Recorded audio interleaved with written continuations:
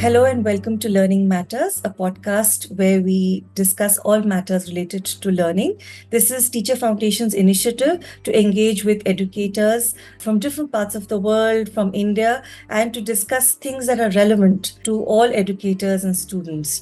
Today we have with us Kayla Corcoran and Kritika Mahajan, who's also my colleague from the Teacher Foundation. Welcome to this podcast, Kayla and Kritika. Thank you. I appreciate you being here. Kayla, why don't you tell our listeners something about yourself? Hi, everyone. My name is Kayla Corcoran. I currently live in Bentonville, Arkansas, which is in the middle of the United States, in a really interesting crossroads of ideas and people. I currently serve as the assistant head of upper school for grades 9 and 10 at the Thaden School, which is only 8 years old. And this is my 5th year working at Thaden this year.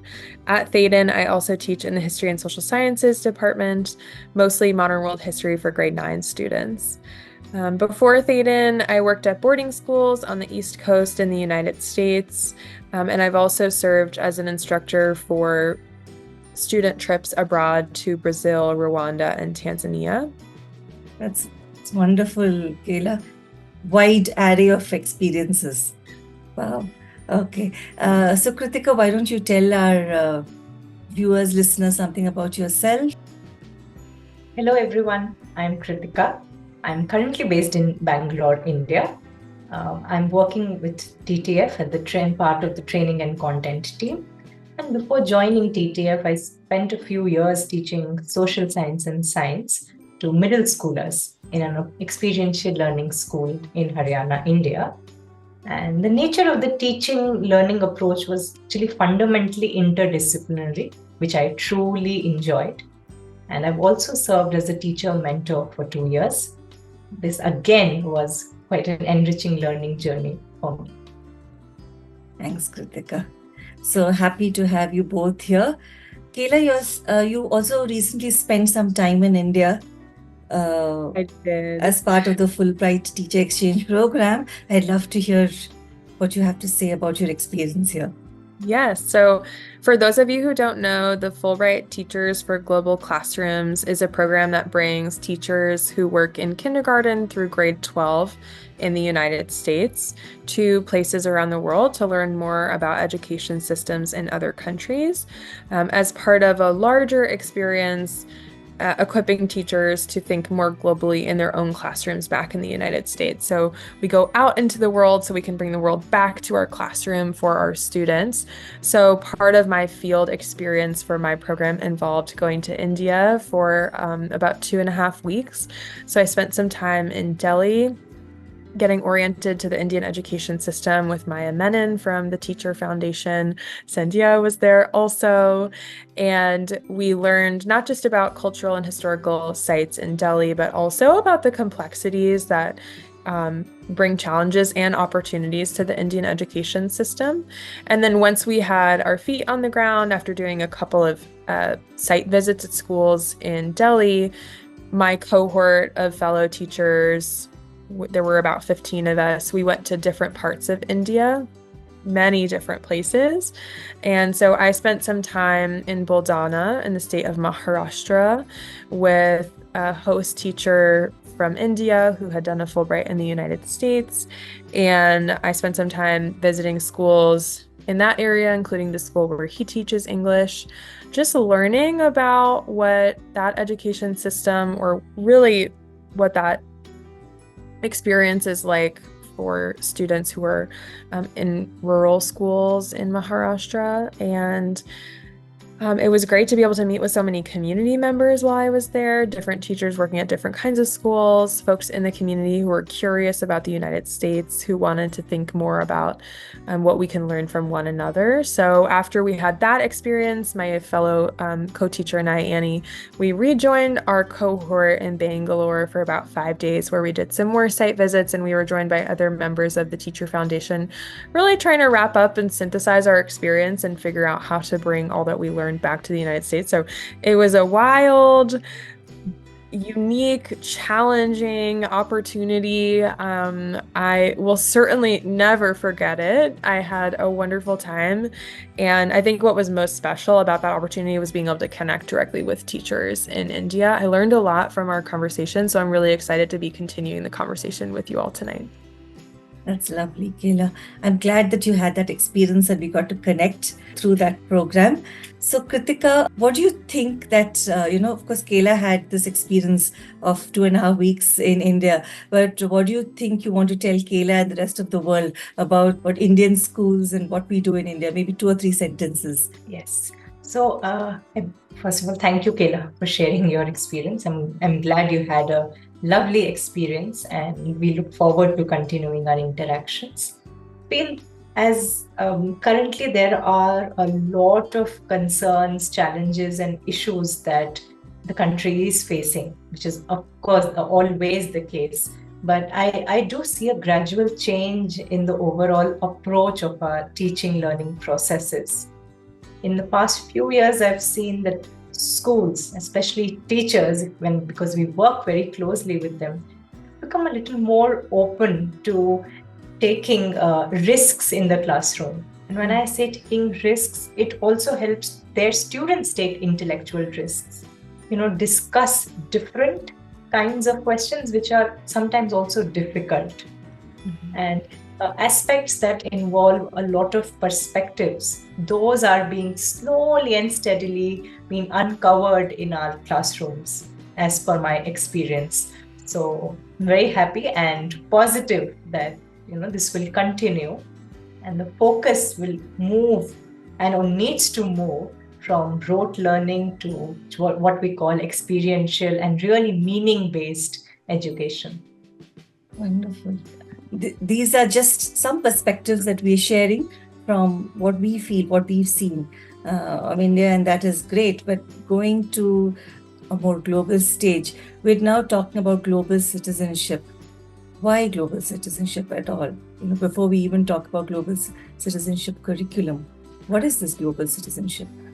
Yeah, we're working on kind of a new project at school, and one of the things we're thinking about with students, we say the future only has 3 jobs.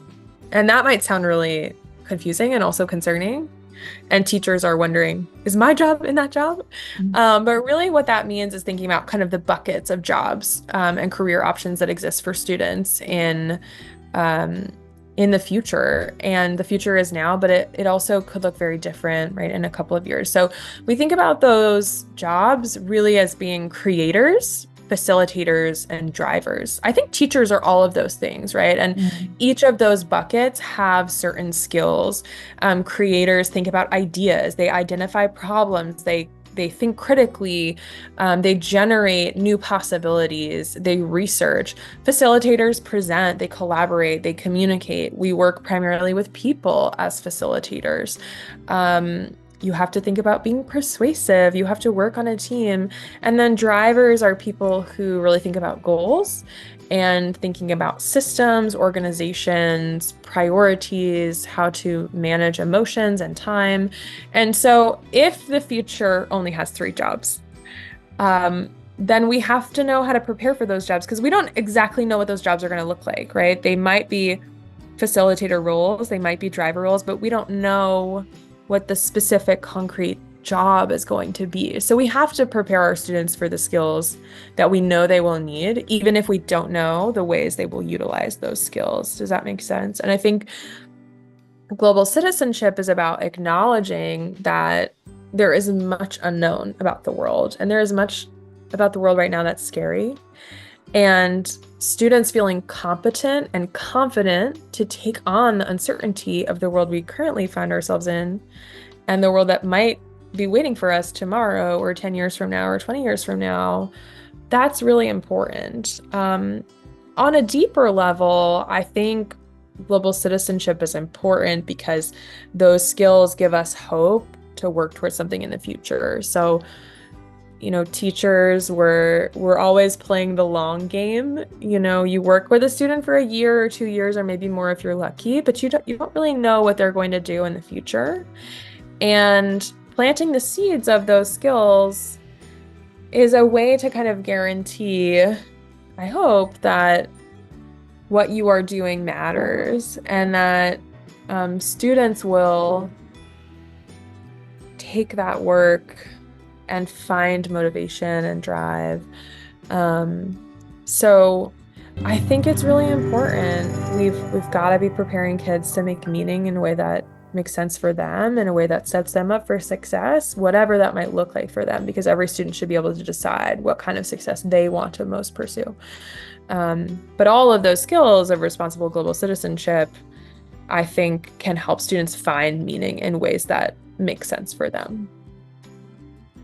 Very nice, Kayla. So I think so you're looking at it basically as skills to create, facilitate, or drive things in the future. So basically as a skill, as a bucket of skills, is that what you're looking Yeah, at and global citizenship? I think we tend to think about skills as being very concrete, but actually I think a recent study from Google talked about that, out of the 10 topmost skills that we think students need, 9 of those skills are what we might call soft skills, like empathy and collaboration. It's not knowing how to program a computer. So when we talk about skills, what we're really talking about is like, how do we relate to other people in a way that serves us and serves others in those interactions? Okay, so us and others. Kritika, what is your take? What do you feel as, and how do you think that generally we interpret global citizenship in India and in Indian schools? I agree with what Kayla has said, that there are going to be different kinds of roles that are needed in the future to come. I feel that one of the main aims, if I look at it from the aims or objectives point of view for global citizenship, is that we need to make children aware of the interconnectedness of the world. How is it that one event that's happening maybe in a local context for them has got its roots or connections with something which is happening far off? And am I getting affected by something which is happening not in my local context? I think that's a very powerful aim of global citizenship. In a very effective way, I think it prepares children to be the leaders of tomorrow. Because when I say leaders of tomorrow, I mean that exactly things that Kayla has mentioned. Are they ready to view problems as, let's say, opportunities for growth? What are the skills and I said knowledge, skills, and of course values that are required to address those? And when all of this gets inculcated, I feel and I have seen that children become much more responsible even in their immediate context. So the way they look at things, the way they look at life and concerns and challenges, because that's all what people are talking about around us always. That's what we are concerned about. Their perspective changes, their approach to look at those change. I think that's why it's very, very important, and it's high time that they are taught about, or those global citizenship skills and knowledge is stimulated, it's fostered in children. I think I love this idea of interconnectedness, Kritika. I think when I was in India, one thing I shared a lot with folks was this gratitude about the relationship and the interconnectedness the United States shares with India in terms of our drive towards justice. So Martin Luther King Jr., one of our great civil rights leaders in the United States, talks about not really understanding what nonviolence was and not really believing in it until he went to India, which was, of course, after Gandhi had been assassinated, so they never had the opportunity to meet. But that interconnectedness spurred a lot of change in the United States, and that change had ripple effects on other communities inside the United States and outside of the United States. And so that struggle for justice is bound up and is interconnected. And I think the interconnectedness, we also have to remember, in addition to students being connected to one another, they're also deeply connected to the earth. And as global citizens, how do we see ourselves as connected to other living beings, to the environment, to Earth. I mean, some of the things I saw in schools, I saw 2 schools in Delhi and then another school in Buldana where students and teachers were working a lot on showing connectedness between humans and the oceans. They were looking at, one school had kind of the oceans, our world, our oceans as a theme, and everywhere across the school there was artwork about the oceans and their importance in sustaining human life and sustaining marine life, their role in culture, right? The role of water in culture is so interesting. And so it's also the earth that we're connected to. And I think that's something that we have to keep in mind too as educators. So I love this idea of interconnectedness. Thank you for bringing it up. Yeah, I think that's a great point. And I think from what sorry, when both of you were saying, one is what Kritika said was that immediate effect or the consequence of learning about global citizenship, as in you become responsible immediately. And we're also talking of the future, as in being leaders of tomorrow and having the skills to lead a better life. So there is an immediate thing, immediate after effect, a benefit, and a much longer sustainable, hopefully, a benefit which sustains for the rest of their future life for in terms of children. I think that's great. So we're talking about then also in terms of skills to, of course, create, facilitate, drive, but we're also talking of content, of some knowledge that we need to have if we have to connect. And Kayla, your connection, say about how we're connected to the environment, how we're connected to other people of the world, how we're connected to each other, how we're connected to ourselves. I think all of this then also, there's also a certain content and a certain and skills. I think we need an interplay of all of this, right? So therein I think comes the whole point of your global citizenship curriculum itself. So what do you see? And I know that is of special interest to you, Kayla. So before let's dive into it, why is it that you find, we know we're talking about it in general, but why are you particularly interested in the global citizenship curriculum itself? I think I'm interested in it because it changed my life as a person. I don't know if you know this, Sandhya, but when I was in high school, I went to India as part of a student conference. So I traveled with students from my school to Rajasthan, and we were there for about 10 days. And I met young people from all around the world, including many Indian students. And going to India, which was really the first time I had been to a place outside of my home that felt really different from anywhere I had ever been. I didn't travel much when I was young. You know, it is a great privilege to be able to go many places around the world. And so I came back from that experience and thought to myself, there must be so much of the world out there to see. And I can't imagine having my eyes opened to the world and then turning away from it. I have to see more. I want to talk to more people. I want to ask more questions. I have questions for myself. And that led me on just a personal journey towards teaching that I really did not anticipate, being on. I never wanted to be a teacher until I went to India, and then I decided to take a year off and travel and work at a school in Jordan before I went to university. So I worked with young people in Jordan, many of whom were struggling with adolescence, many of whom were struggling with big questions about the world, like how do I relate to this person who feels really different from me if maybe they're from a different religion or a different background than me and my family. And so being there was really eye-opening. I went to a university that was fairly international, and I just realized that the human experience is so rich, and because I had some exposure to ideas and to people from different parts of the world who had really different ideas from me, I feel like I grew a lot as a person, and I want that for my students as well. It is really gratifying to be able to find yourself, to come into being. I mean, I think it's such a personal and professional pleasure to be working with young people who are discovering themselves and discovering their purpose and passion in the world. And somebody did that for me. So I feel like, out of gratitude, I owe that to my students.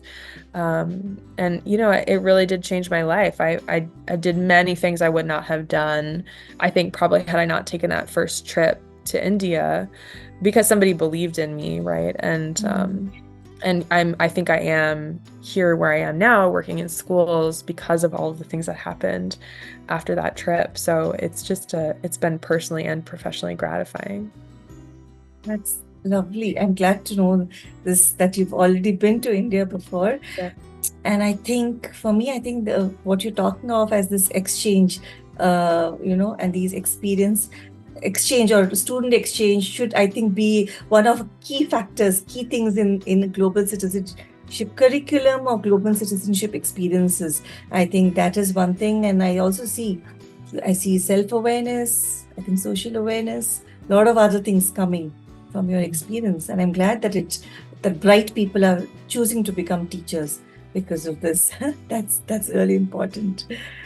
Kritika, what makes you interested and passionate about global citizenship curriculum or the global citizenship itself?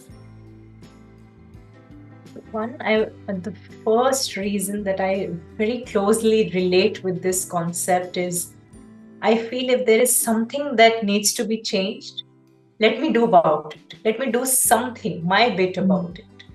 Instead of going on ranting, complaining, cribbing, and talking with people, saying, oh, this is going wrong, that's going wrong. And I also, because since I write a lot of poems and articles, all that comes out in it in form of grief, in form of complaints. And I think back when I was doing my master's, I realized that, just like Kayla, I did not anticipate that I would end up being a teacher or I would enter this field.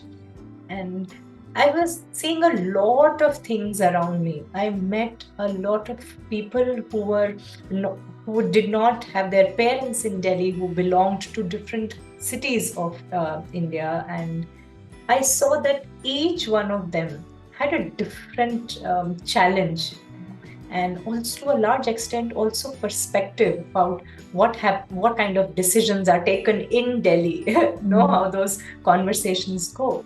I was wondering, this is not what I have been taught in school.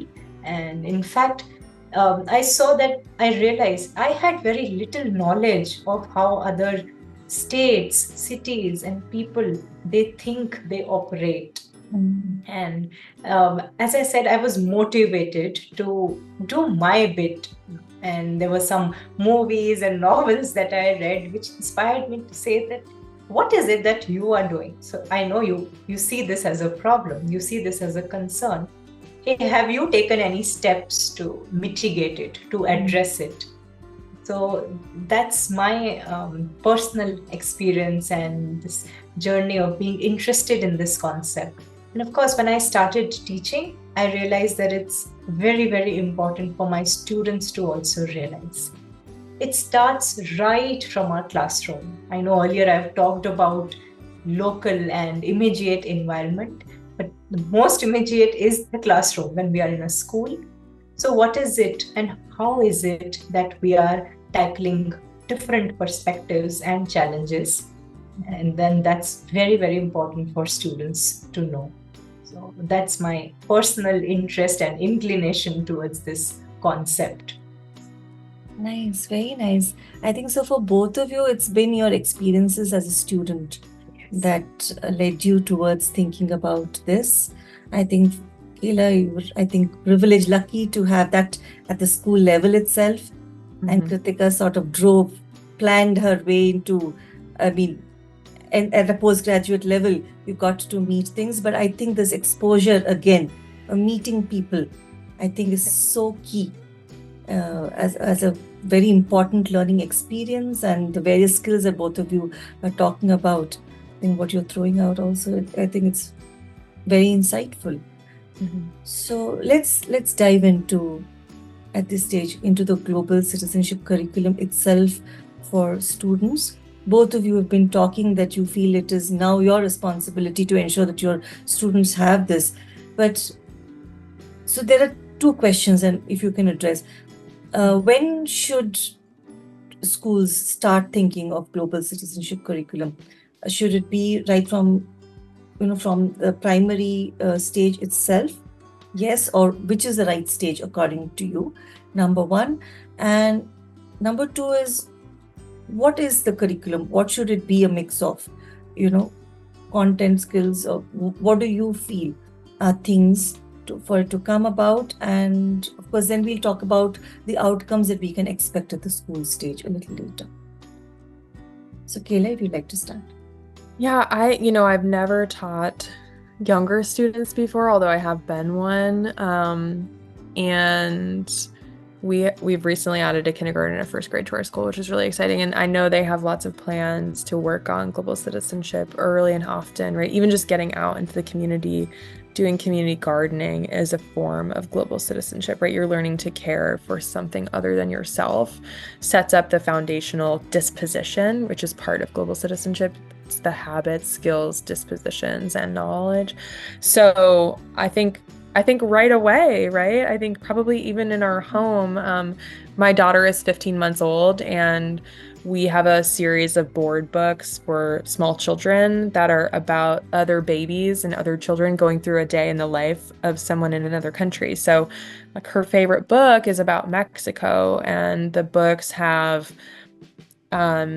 are in English, but they have Spanish words in them. Same thing for the book about China, which includes Mandarin. We have a book about India that includes Hindi. And so my daughter is only 15 months old, but we're reading a lot about other people, about how other people live and how other people go about their lives. So I think it's never too early.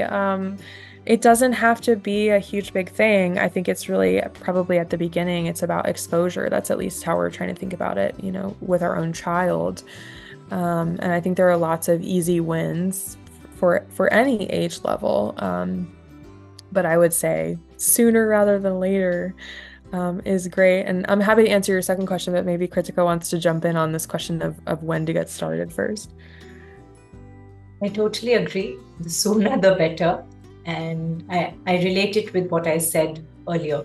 So with extremely young learners, it starts right from their homes and from their classrooms. So we drive their attention towards their actions, their habits, the way they resolve conflicts to whatever extent, because that's huge for them, right? For their age group. So I think it needs to start from the soonest possible. And then we don't really need for them to wait, let's say, to enter a formal structure or middle school. No, that's when we start. The mini steps, but right away. Yeah. So collaboration then with parents and letting them know. I think that also then becomes a key part of putting this into action. Yeah. Yes. Okay. So moving on to And your second question was about the balance of skills and content. I mean, it's so hard to ask a history teacher about content, right? Because we know that we can't do everything, and that hurts the heart. There's so many interesting things and events and people out there, and I feel like every year I have to cut content. My modern world history class starts in 1750, and I'm like, oh, the Aztecs! Like, we need to know about the Aztecs. So yeah, I think that it's a big challenge, and schools, I think no matter where you are probably limited by time and resources. So we have to think and prioritize, which is really challenging. I think content can be a great driver for skills instruction, but the way that I'm thinking about content this year in my course, I can give you an example, is that global history is really hard to do. It's also hard to do at a younger level when students are not yet experts in any one particular area. And on top of that, you're asking them to synthesize and look for patterns across time and space, which is really hard. So the way that we're approaching our world history course this year is we have 6 thematic units that move in chronological order, but are really oriented around central questions. So we're starting with this kind of pre-unit, which is an introduction to historical thinking skills. And it's really setting us up for the world in the 18th century, the world in 1750. Every unit that we do will look at 2 case studies as comparison. And we've tried to pick the case studies appropriately such that there's a pretty wide span covered on the globe. So our first unit is looking at China and Britain. Our second unit about revolutions is looking at Haiti and France. Our third unit on industrialism will come back to Britain because the Industrial Revolution started there, and we'll look at Japan as well. Our unit on empire and independence will look at India and Congo.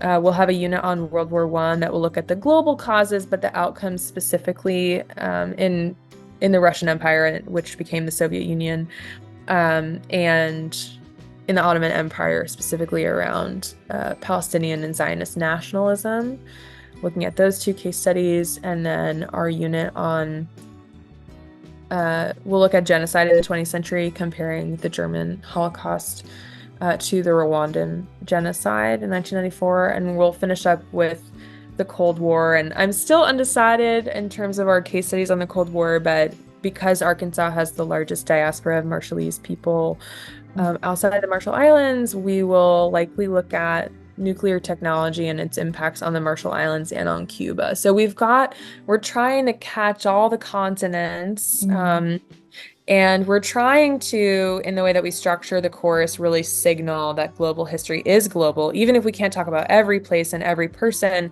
the structure of the course and the content is signaling something important, which is that we have to look at diverse perspectives in order to have a more comprehensive global human story. So it's a tough question about content because we will always want to cover more because we find it interesting, but acknowledging also that the content is there to help us develop skills is important too. And I'll just share that I think an important guidepost for me when it comes to skills work is there are 2 actually.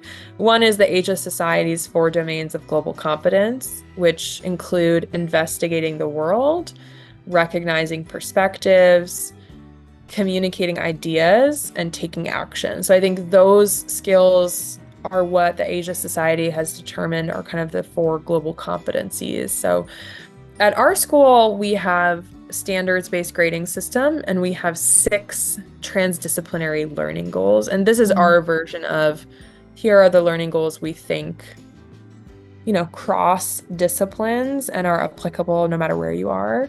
And those I also use as a guidepost for the skills that my students need to develop. And those include communication, critical thinking, creativity, conceptual understanding. I think it shares a lot in common with the 6 C's that you, many of your schools are working on. So yeah, I think it is a balance. And sometimes you're going to have more content and sometimes you're going to have more skills, and you're going to be kind of ebbing and flowing, responding to your students' needs. But it is tricky. I think the biggest mistake we can probably make is to get too overwhelmed and feel like we have to, have one or the other, and then we miss something big. So I think as long as teachers are engaging in that conversation and are being thoughtful and intentional about it, they're probably moving in the right direction. Absolutely. So Kritika, just before I come to you, just one more question to Kayla. Kayla, what was the central question which your 6 units are revolving around this year? So you mentioned that, so it would be interesting. Yeah, so each unit has its own question. And I've actually been trying to think about whether the course has an overarching question. I've been teaching this course for 4 years now. This will be my 5th year, and it's evolved every year. So that's still kind of up in the air. But the first unit on revolutions is about what rights and responsibilities do we have as citizens? And I think rights and responsibilities come hand in hand. You have rights, but you also have responsibilities to yourself and to others, right? That's what the core of global citizenship is. But that idea emerges during the Enlightenment and during the Atlantic revolutions and really gets played out during that time period. Our unit on industrialism asks, what is progress and how do we measure it? Progress for some may not be progress for others. Are we okay with saying we're making progress if it leaves some people out? I don't know, right? I mean, these are questions that my students all have different responses to, and I think the best essential questions are ones that you're always coming back to and wondering about. For war, we're thinking about, is peace possible? Is it desirable? If so, how do you maintain it? How do you sustain it? That's a particular interest of mine as someone who also teaches peace building. In our unit on the Holocaust and human rights, we're thinking about how do people become complicit in systems of oppression, and how do you act as an upstander in times of crisis? Sorry, So, sorry to interrupt you. So these yeah. questions are co-generated with the students, or is the teacher thinking of No, it in advance? these are ones that I've come up with my co-teacher for the course. And the reason that I don't have students co-create these big ones with me, we do create smaller questions, is because there is a degree of needing some knowledge and expertise to be able to ask really good questions. And so with my students in higher levels of learning, we work on something called asking great questions, which is when we're putting two texts or two experiences into conversation with one another, and then figuring out what questions emerge when we put those texts into conversation. And the students are doing that work, but they've already done and have background knowledge in the topics that they're working in. So what we're doing in this course is really scaffolding students up so that by the time they get to grade 11 and grade 12, they're more able to work on not just co-creation of questions, but questions independently, which is eventually, I think, what you want to get to with a kind of global student-centered curriculum. Yeah. Great, thank you. So Kritika, you I think have a lot of experience with this interdisciplinary learning, teaching learning also. And I think questioning the essential question or the big question, I think, plays a huge role in your interdisciplinary teaching, learning, and the setup itself. So probably you can tell me a little more about how you have viewed global citizenship in your through interdisciplinary studies, because my question is, I know Kayla spoke a lot about content in terms of the history-centric curriculum, but when we talk of global citizenship, should we also be looking at other disciplines?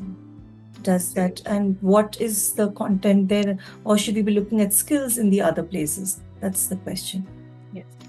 So I made a note of a few important domains that I feel, and I've experienced this, that these are the ones that we need to cater to. So as per my experience, we in those interdisciplinary units, we used to have two aspects. One was wonder questions, and the other was big ideas.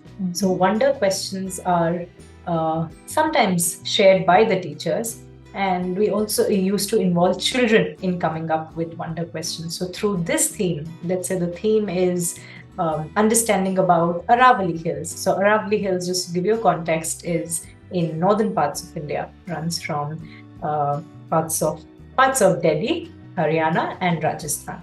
So when we start looking at that, what are some wonder questions? One about those hills itself, and related to what's happening in other parts of the country as well as the world.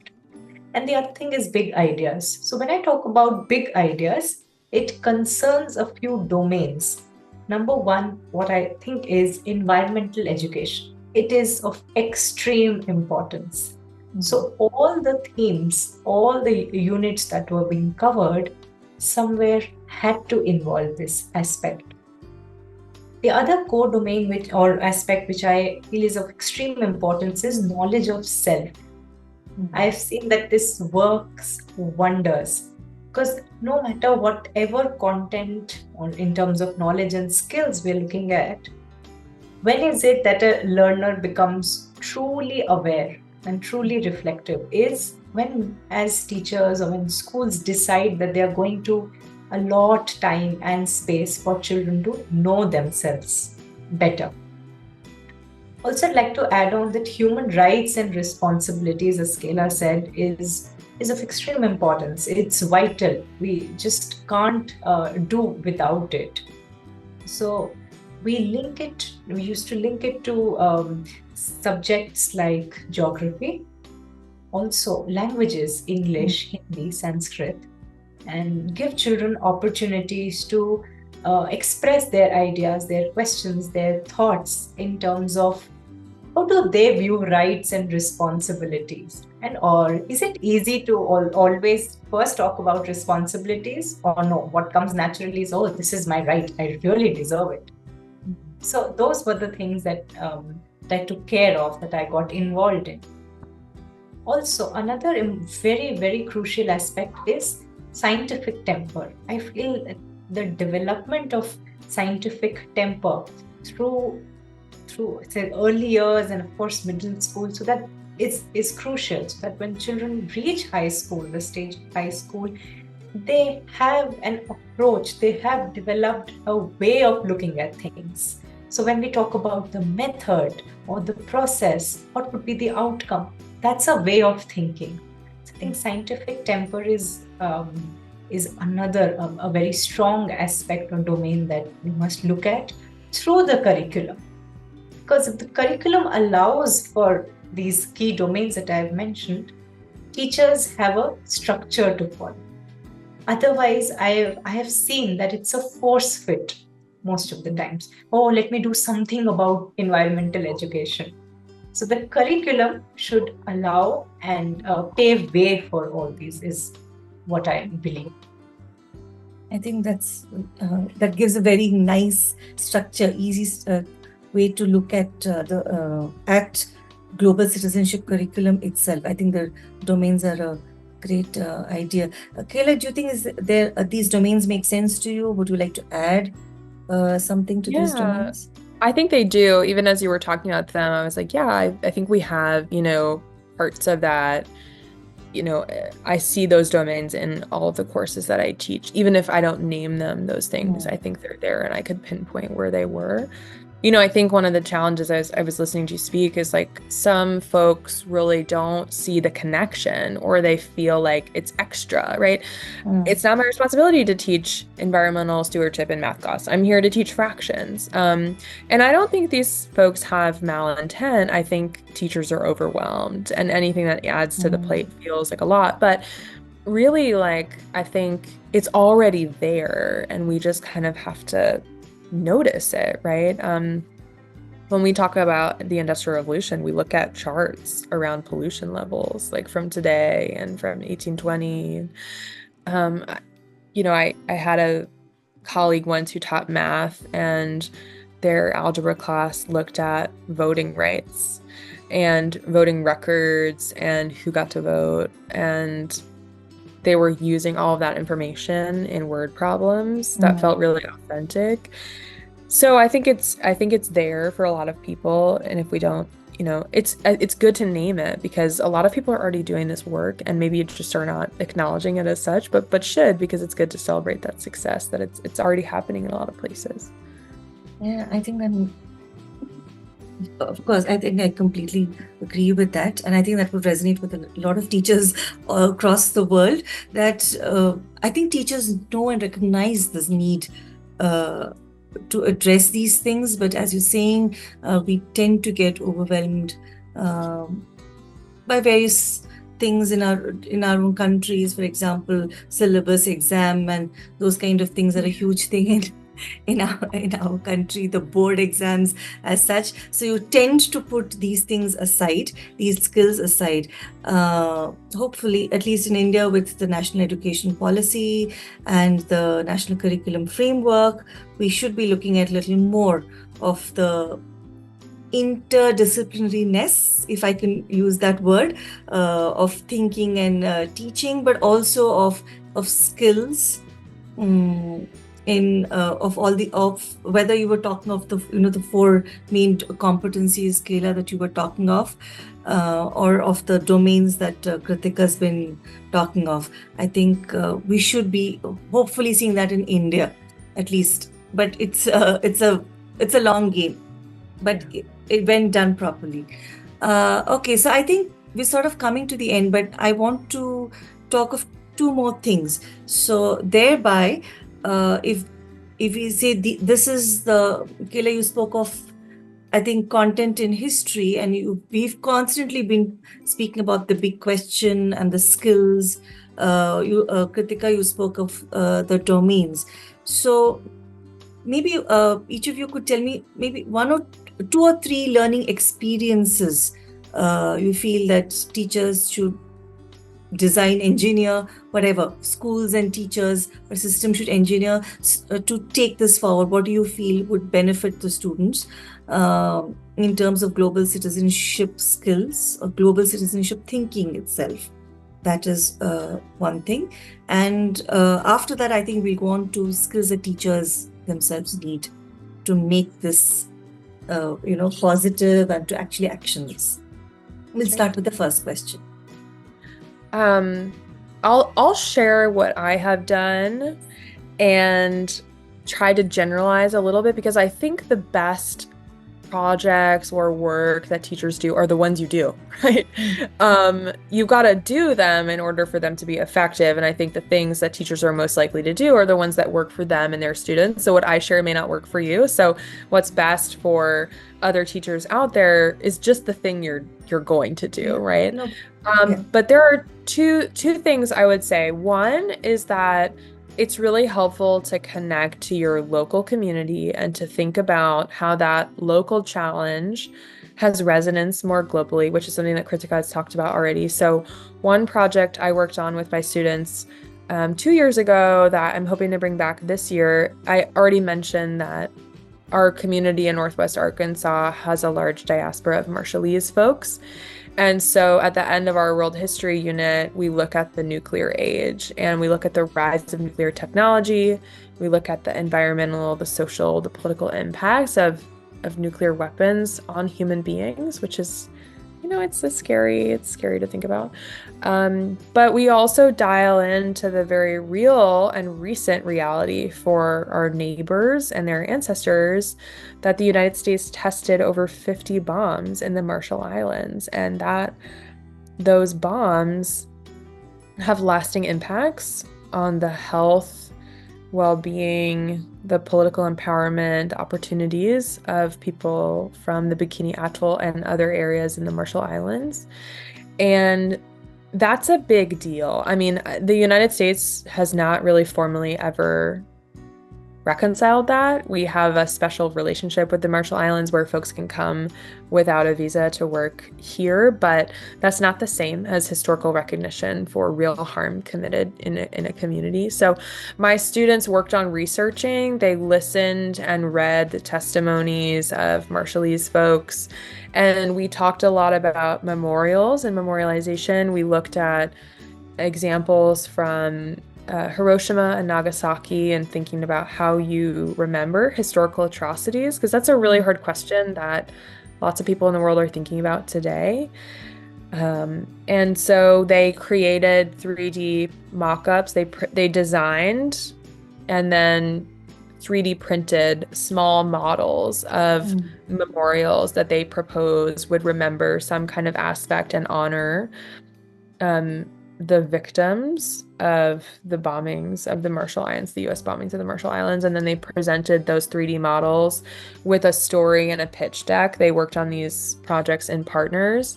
And I actually didn't grade this project because it was at the end of the year. And so there was no grade attached to this assignment. And it was probably the best project every single student had done all year. They were so invested. They were so motivated. It felt resonant to them. It felt meaningful. It felt important because it was work that hadn't been done, right? When we're asking students to do or solve a problem that hasn't yet been addressed, like, hey, how should the United States remember this atrocity that they committed? That felt like a real, authentic question for students to be invited into that process of thinking. And that's something that I'll bring back this year, I think, with some tweaks and with more involvement and voices from folks in our community who are Marshallese. So I think connecting to your local community, what are the issues in your local community that are driving challenges? How can you connect students to those local challenges that have global resonance? I think is one way to do it. The second thing is that I want to give students authentic opportunities to practice. This could look really different depending on your context, but I'll share that when I taught peace building last year, we worked on a module where we were looking at strategies for intervention. And there's a spectrum of peace building tools. At the very bottom of that list is active listening and dialogue. And then towards the middle, you get mediation, which is when you have a third party that is mediating between two conflict parties. Mediation can only be successful when both of those parties agree to come to the table, right? So I wanted students to have an opportunity to really mediate and for it to feel real. And so I adapted a simulation from the United States Institute of Peace on a fictional conflict called the Vernus River conflict, which was about 3 places. So it's 2 city-states and a river that ran through them. And because of climate change, the river had been slowly shifting. And there was an island of people in the middle who used to belong to one state and who now were under the jurisdiction of another state because of the river was a natural border. And the challenge was that on one side of the river, there were folks whose religion held giraffes as holy. On the other side of the river, folks whose religion held these trees as holy, and the giraffes were coming across the land to drink the water. They were eating the trees. They were causing lots of damage for the people in the middle. So there were lots of questions in that scenario. There were questions about religion and culture. There were questions about environmental stewardship. There were questions about political sovereignty. And one group wanted to be independent. So kind of all those things you were talking about, Kritika, like those 4 domains were really, I think, inherent in this problem.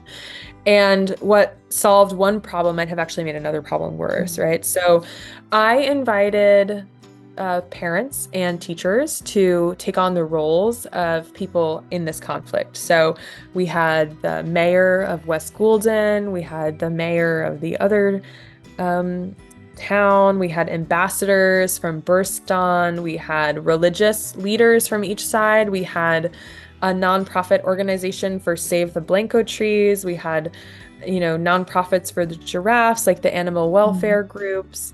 So each of these organizations and stakeholders was represented by a real person who kind of was ready to take on that role very seriously. And so the students worked in these mediation groups. There were 3 different groups. One was working on political issues, one on cultural issues, one on environmental issues. And so in listening groups, they kind of went around and facilitated, mediated these conversations between, let's say, the ambassador from one side and the ambassador from the other side. And so we had in the lead up to that process, we had been working on several different specific active listening techniques, mediation tactics. So these were all hard skills that I was measuring, right? Like I was looking for, how are you asking questions? How are you soliciting more information? How are you clarifying? How are you empathizing?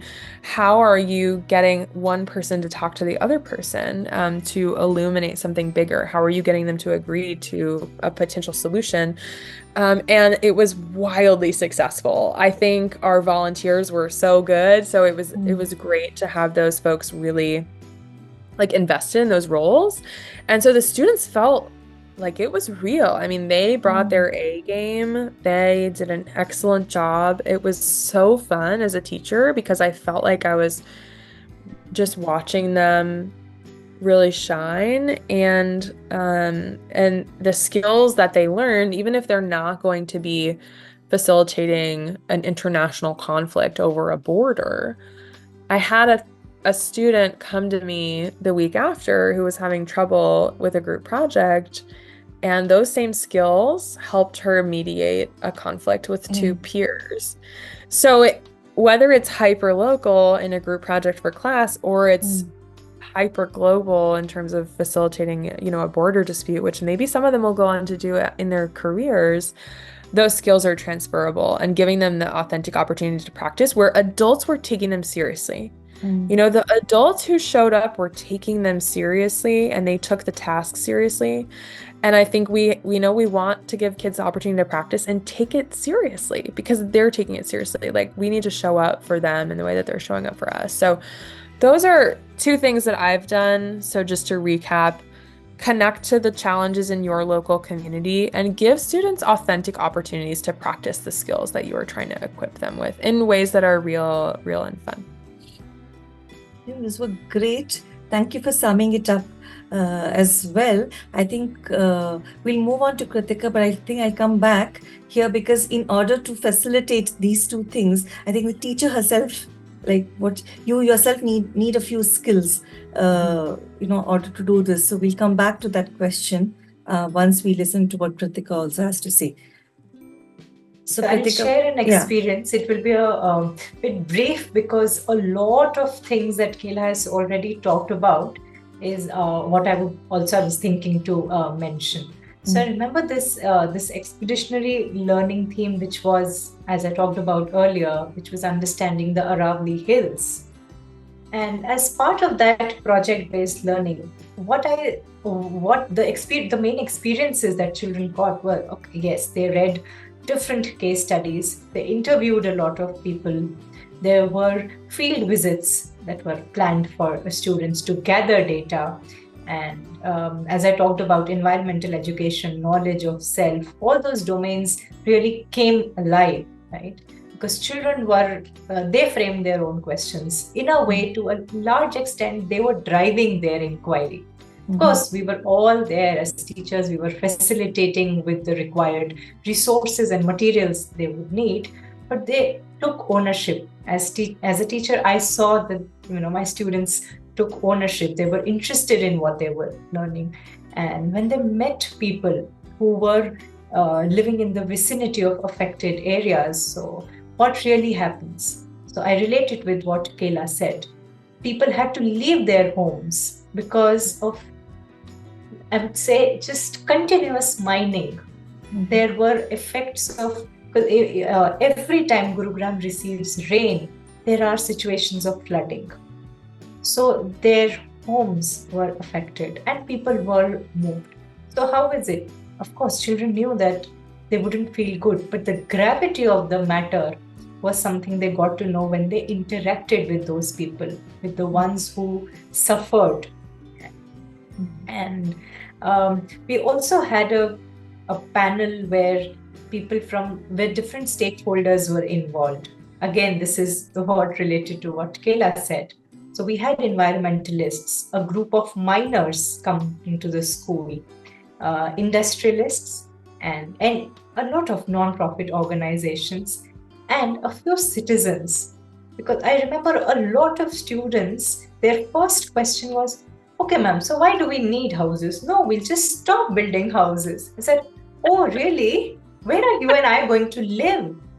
No, but there are already a lot of houses. Oh, really? Where are those houses? Do you think the quality is okay? Do you also not want to live can we move to a high-end apartment? So these are middle schoolers.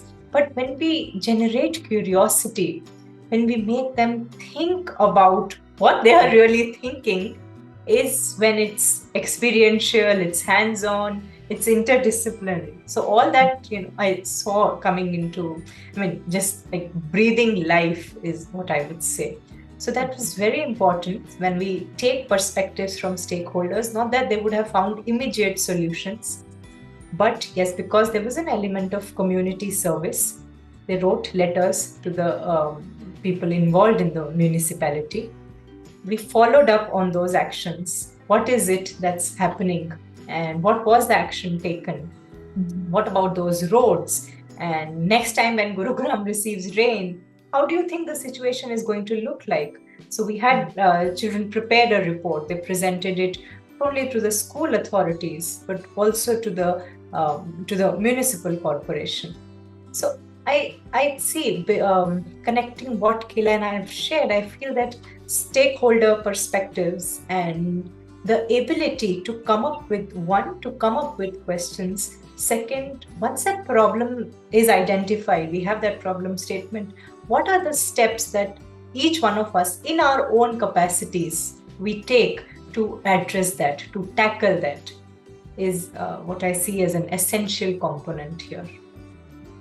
Absolutely. So, how do teachers enable this? So, these, of course, those are well said, Kritika. I think if you said that making questions, those driving questions for any kind of thinking, connecting with people, because whether it's in the local area or for the authentic experiences, in all of this, this was what you're talking of is beyond the classroom, Kayla, right? And Kritika also. So if you're talking of the community, you need participation, you need their cooperation. If you need authentic experiences, adults coming in, you need them to be convinced. How do you do this? How do you go about convincing other adults? You're the teacher, they're the students. What about the rest of them? Yeah. Well, one of your questions earlier was about how do we equip teachers with the skills to do this. And I think you heard in Kritika's narration of her project just how much work she put into that project. And in terms of skills, I think there is perhaps a misconception that project-based learning is just teachers saying, do this project, when in reality, it takes a lot of skill to, first of all, set up a question or a question-oriented process to make sure your students have the tools and the resources to answer those questions in meaningful ways, to make sure they're connected to community partners that you've probably spent a lot of time reaching out to, convincing, persuading to come, and set up checkpoints for your students and ways to measure visible learning, and also a fair and true assessment and rubric for what that final product looks like, because there's also a danger in getting to the end and thinking about, well, I'm not even sure what I'm trying to assess. And so I'm not sure how to give feedback on this thing that the students have been working on for a really long time. Feels like a letdown because they've been working on something for a really long time. So it seems like we need to know what we're assessing, right, when we're asking them to do that. And there's a lot of work involved and a lot of skills. And so I think teachers need to just be prepared for that process, to embrace that project-based learning doesn't actually mean less work for the teacher. It's a lot of upfront work. It's a lot of facilitation work. It's a lot of support work. It's helping students manage challenges around time and organization, right? Persevering through. We didn't hear from this community partner, so how do we get this perspective? And there's great resources, online for those kinds of things. But I think just first acknowledging that project-based learning is a lot of work is a good place to start, and that there are real skills involved in facilitating those experiences for students. So thanks, Kritika, for narrating all that, because I think it gave us an opportunity to see just how much work is involved in making sure that those projects are meaningful for students. Yep. So I think planning, preparation, coordination, and then I think another thing that I also see when it comes to project-based learning sometimes is the fact that it's not a 1 week or a 1 day kind of a thing to have. Maybe it spans months, 2 months or 3 months. We're so used to seeing these small units and seeing things in silos that another real important skill is to coordinate with somebody from another department. Also very important. I think that too is a skill which, as I think in a school we must help teachers develop that.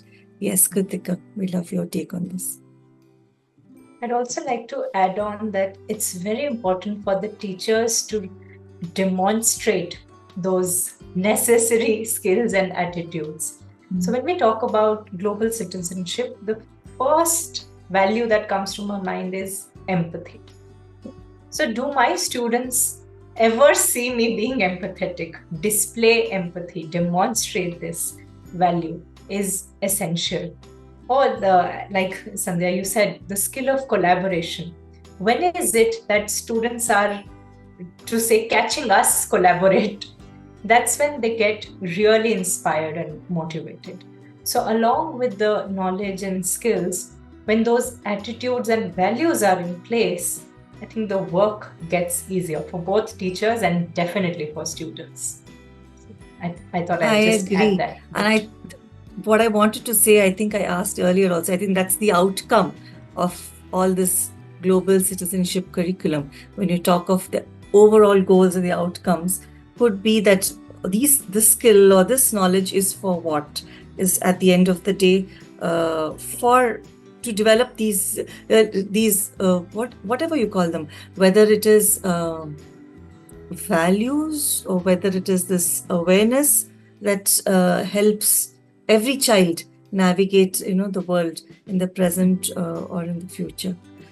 Okay, I think that was a very, very interesting conversation with lots of ideas. I think teachers who've been listening to this podcast or who will listen to this podcast initially at least will get some how to start off with or what to think of as global citizenship. But are there any last things that Kayla, Kritika, that you want to tell your peers, other teachers around the world?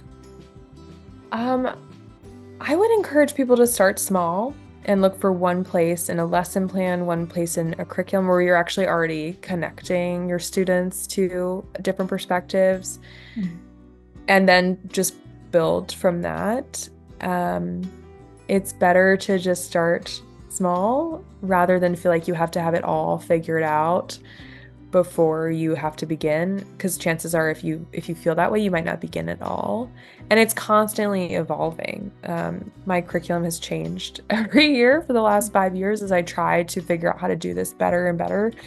And so start small and remember that you're not alone, because there are so many educators around the world who are so eager to connect and think about this work. So even if teachers don't feel supported in their own schools, which I hope you do, but if you don't, remember that you can find that support elsewhere around the world.